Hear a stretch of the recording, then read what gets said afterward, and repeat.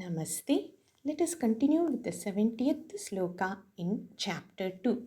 āpūryamāṇam acala-pratiṣṭhaṁ samudram āpaḥ praviśanti yadvat tadvat kāmāyam praviśanti sarve śāntim āpnoti kāma-kāmī. āpūryamāṇam acala-pratiṣṭhaṁ samudram āpaḥ praviśanti yadvat tadvat kāmāः yam praviśanti sarve śāntim āpnoti kāma-kāmī.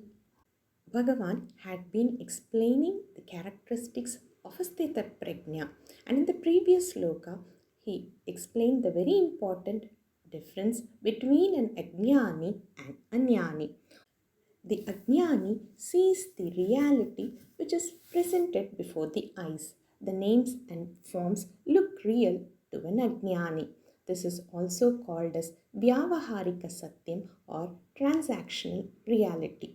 But ajnani sees the ultimate reality which is the paramarthika satyam. A chain, a bangle or a ring are just names and forms. They appear for some time and do not have existence forever. They depend on gold for their existence. The chain or gold or bangles are transactional realities. They appear for some time, whereas the ultimate reality or the paramarthika satyam is just gold. Aññāni sees the paramarthika satyam or the ultimate reality in everything. Now, Bhagavan explains about how aññāni reacts to desires. We all will have a question. Does not aññāni have desires? How is he affected by them? Bhagavan clearly explains in this sloka about that. Before understanding about how aññāni would react, let's all understand about us, how we aññānis react to situations or desires. When we get desires, it either may be fulfilled or not fulfilled. The very moment the desire enters us, it agitates our mind. Our mind becomes very anxious. Second, when we get something, it may change the quality of the mind. We may feel proud and so on. And if we don't get, we may experience emotions like agitation, sorrow, etc. Now, let's understand how aññāni would be reacting. To explain this, Bhagavan explains it with an example. āpūryamāṇam being filled from all the sides, acala-pratiṣṭhaṁ, which is stable without any disturbance or movement, samudram. So, Bhagavan gives the example of a sea which is continuously being filled from all the sides with water, and the sea does not overflow. Its water level neither increases nor decreases because water comes inside.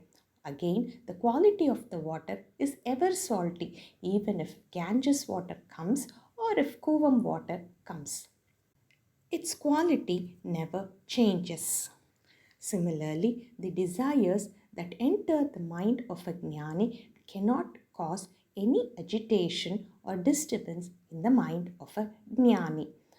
Bhagavan had previously also mentioned dukkeshu anudvignamanaha sukeshu vigataspruhaha. One who is not agitated by sorrow or is not elated when something nice happens. He is always calm. Whereas, let's take a small lake, and when waters come and join, especially we see that during rainy season it overflows. Again, the kind of water that comes inside changes the quality of water in the lake. We all ajnanis are the little lakes, while the sea is that of a jnani's mind. The happiness he has experienced within himself is much, much, much higher than the happiness that is outside. Swatmananda Labhibhuta Brahmadhyananda Santatihi is a name in Lalita Sahasranamam. Swatmananda, the inner bliss, is much higher, and all the external happiness become very small when compared to the inner happiness. That includes even Brahma's happiness. For example, if I have 10 crores, would I be happy if I get 10 rupees? The happiness within a jnani is so high that the objects cannot really give him happiness. He is not a kāma-kāmī, na kāma-kāmī. He does not desire anything in this world. We'll continue again with the next sloka later. Dhanyavadaha.